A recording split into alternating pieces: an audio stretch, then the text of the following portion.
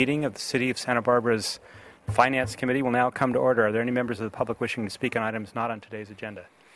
Seeing none, I will close public comment and move to the first item. Mr. Samario. Thank you, Mr. Chair, members of the committee. Bob Samario, Finance Director.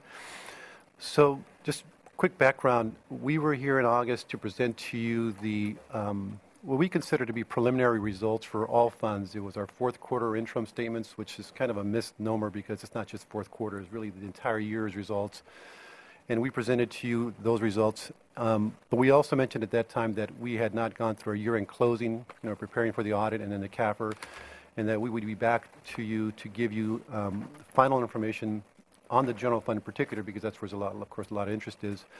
So we're here to do that. We're going to talk about the general fund, what were the final numbers, and also look at what the reserve balances are now based on the year-end results.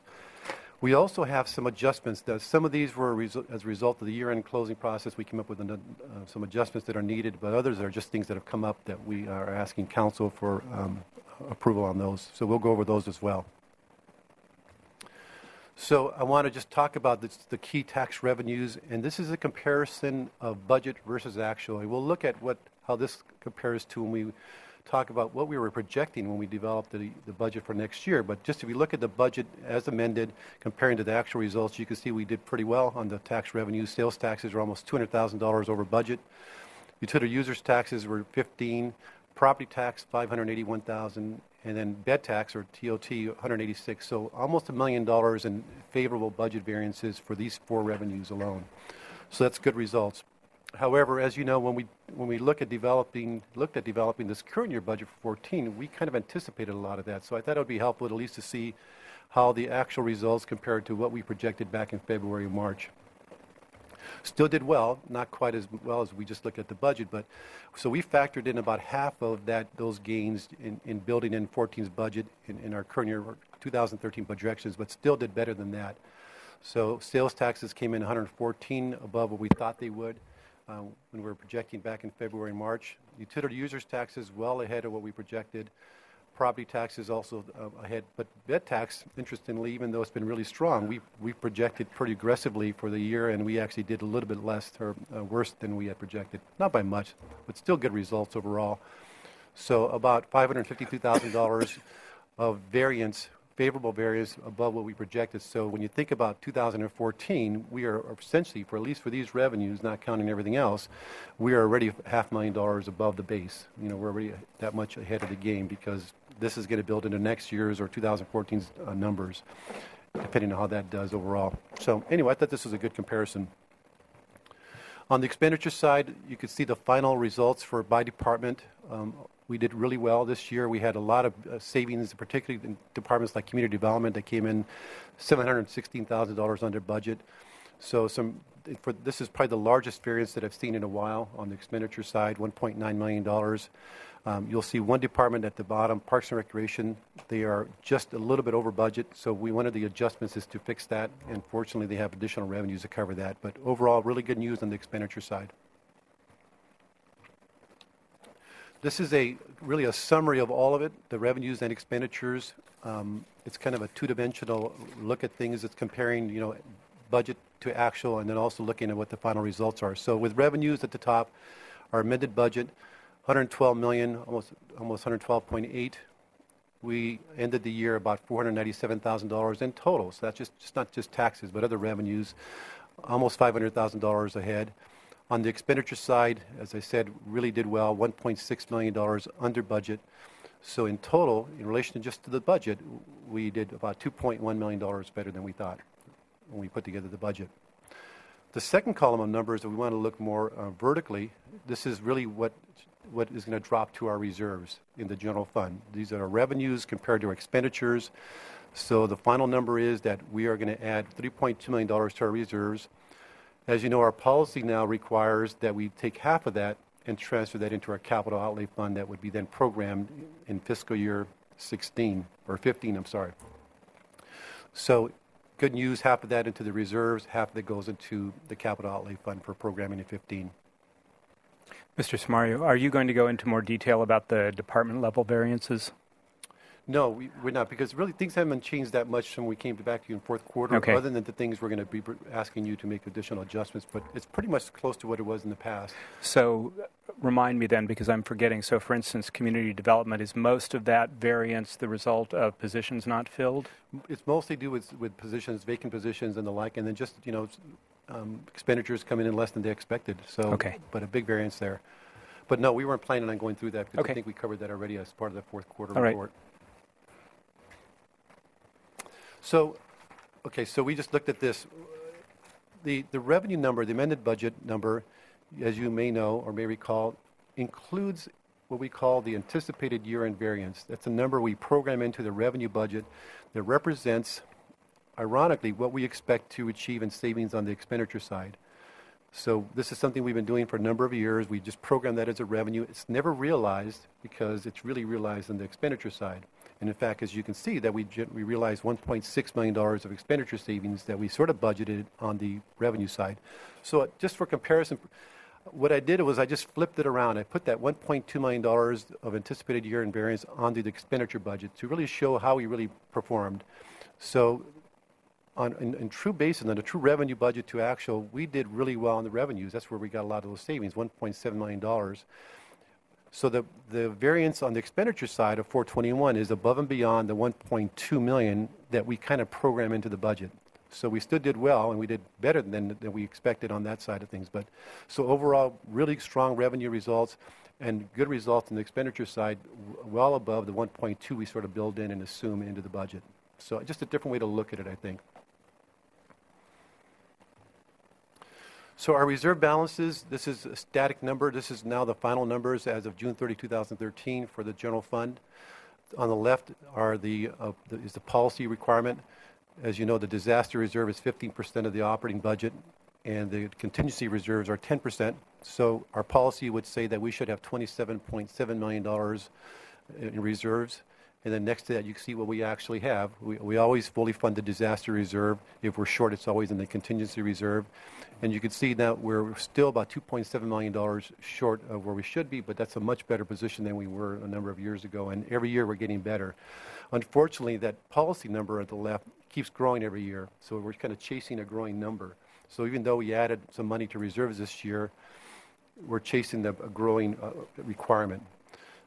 So for every $1 million of growth in our budget, we need to put aside an additional $250,000.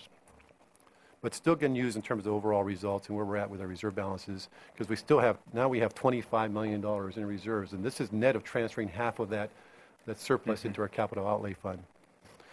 This is the chart you've seen before. I know you've asked for it before, so I just present it now. This is kind of a look of the history from 2005 into the current year.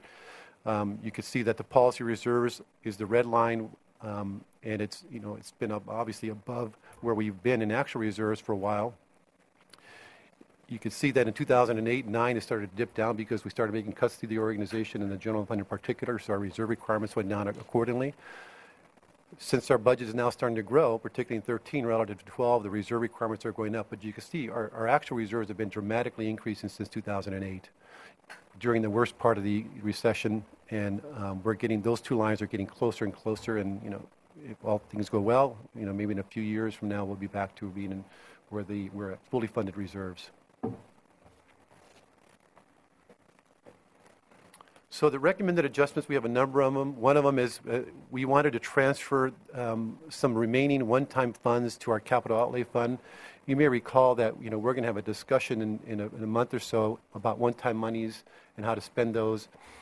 We had some one-time monies we received during the year. We have some additional ones that we received that we want to also transfer out. One of them is the Karen Flores settlement, or the insurance reimbursement, and another one is the sale of property on Milpa Street. So that's those two amounts we're going to transfer over, and then we'll be back in about a month or two with full council to discuss how we use that total of $4.3 million of one-time money. And then we're going to be asking to transfer 50% of the year-end surplus per city policy into the capital outlay fund, and then there's a number of other adjustments. And I'm going to turn over to Julie Nemes, our accounting manager. She'll talk about those adjustments in detail. And this is going to be hard to see, but... Oh, yeah. I apologize. That is a little difficult. Good afternoon, Chair Francisco, committee members. I'm Julie Nemes, the Accounting Manager for Finance.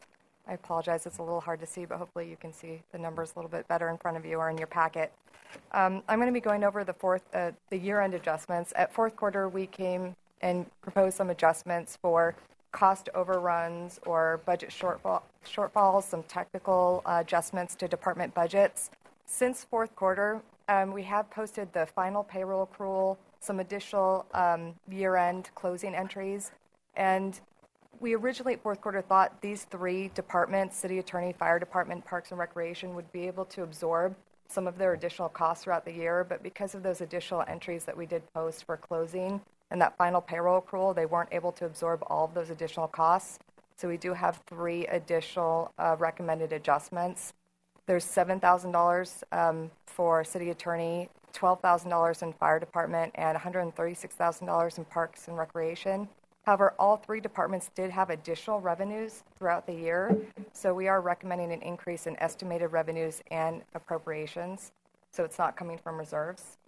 Unless you have questions, that's all I was going to touch on for those, unless you'd like to talk about them specifically. No.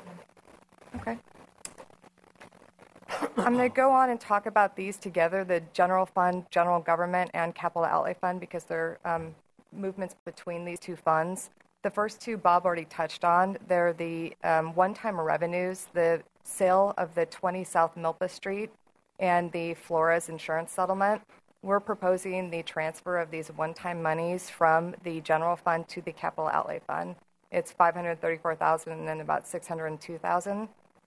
The other one Bob touched on as well. It's the transfer of the 50% of the fiscal year 2013 year-end surplus. Any questions on this? Okay. No. Moving on to special revenue funds and part of the enterprise funds. I'm going to first talk about the Federal Home Loan Program Fund. The Federal Department of Housing and Urban Development, they do an allocation of home funding, the grant funding. It's done on an annual basis. And often we do not know when we do budget adoption what that allocation is going to be. So at the end of the year, we really need to go back and adjust our budget for what that allocation is. And what this does is it actually is a recommendation to increase appropriations and estimated revenues for what that allocation is.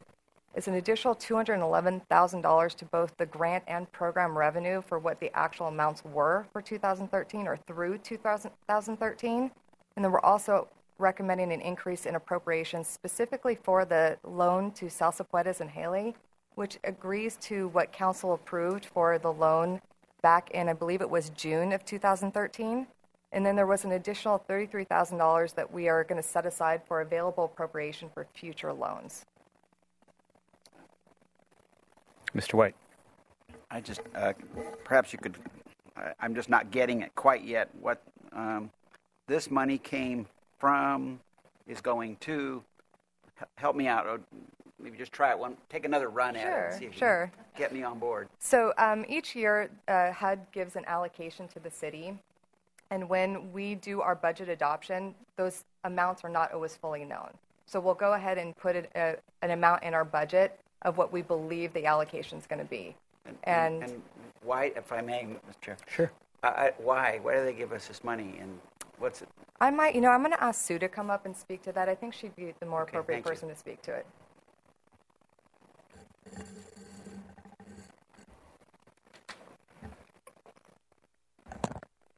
Thank you, Chair Francisco, Council Member. We are an entitlement jurisdiction for, these are similar to the community development block grant funds we receive every year. Home funds are for the development and preservation of affordable housing. So similar to CDBG, depending on certain factors that the federal government, they do testing on age of housing, population. We get an entitlement amount of money every year. So that's why we get it, which is great. We have to do our annual action plan and consolidated 5-year consolidated plan. Those are really our application. We have to meet a lot of federal guidelines in order to get the money. But we are basically an entitlement jurisdiction, so we get a certain amount every year. And as Julie was saying, so oftentimes lately, we used to know what we were getting before the budget was approved by council, but in the last 5 years or so. As HUD and the federal budget, we don't know what we're getting. So in order to appropriate any funds for running the program, we estimate what we're going to get in our budget every year, and council approves that. After the fact, we get our actual award from HUD, but what we haven't done in the last several years is go back and adjust it so the two match, which means the amount that we actually have to spend in our grant money, which I track separately on this HUD integrated disbursement and information system, that's what we use when we come to you with projects like the People Self-Help Haley and Salsapuedes project, because we know how much money we have to give away from that system. So what we're trying to do now is tie that into the city's budget. Okay. And so we use that, and I'll get off this in just a second, but anyway.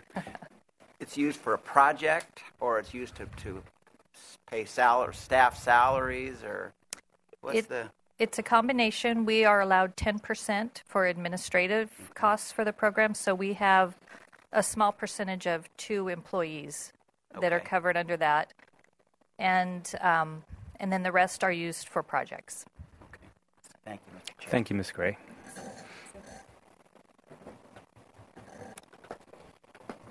Okay, I'm going to move on to the Water Operating Fund and the Water Capital Fund. This year, the Water Fund had quite a good year. They had a lot of water sales. And during fiscal year 13, the city did refinance some Water Fund bond debt, and they developed a rate stabilization reserve fund. It's not a fund, excuse me, it's just a reserve. This was done to provide assurance to potential lenders of the city's ability to meet debt coverage requirements in future years. And basically what this means that in a year when water rate revenues fall below projections, we can actually use the reserve funds as revenues to meet debt coverage ratios. So currently there's $3 million in this reserve, and this recommended adjustment will actually move about $2 million to that reserve from the Water Operating Fund to the Water Capital Fund to make $5 million in that reserve. Any questions? I do have one, and that is, what's 255 West Wind? 250. Oh. Airport Capital Fund 442. We're not there yet? Oh, yeah, no. Okay. Sorry. Yeah, I'll move on to that one. Any questions on the water fund? No. Oh, okay. On the... that's airport. I'm sorry. That's okay. On the airport, there were 5 projects that I'm going to talk about on the airport. The 255 West Wind remodel, that was a project that actually completed this year, and it had available appropriations at the time it was completed of about $312,000.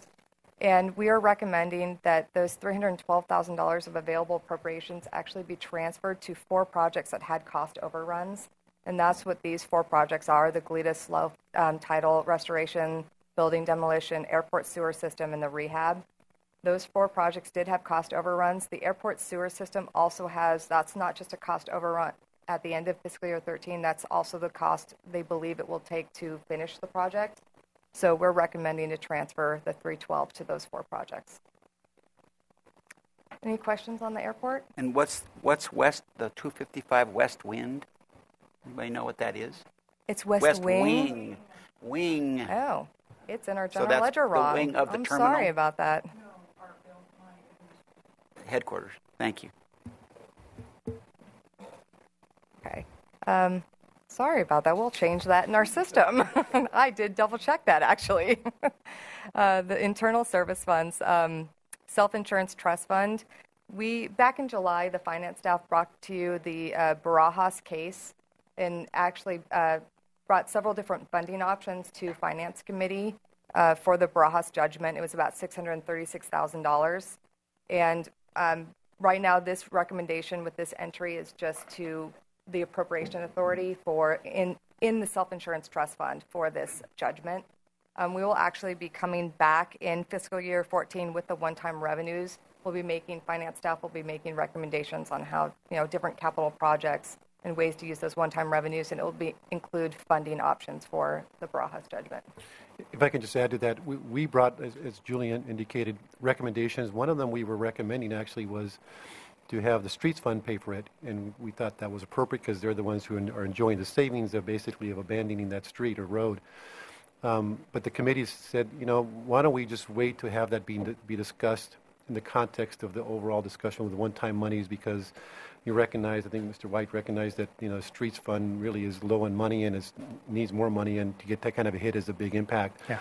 So I guess you all decided not to make a recommendation to council, and we'll just talk about it, with full council but in about a month or so, when we talk about all the one-time money, to see if we want to use those monies for this, or to in fact have the streets fund pay for it, all at once or over time.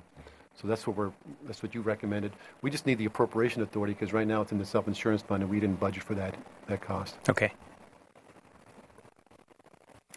And that is all of our recommended adjustments. Any questions on any of those?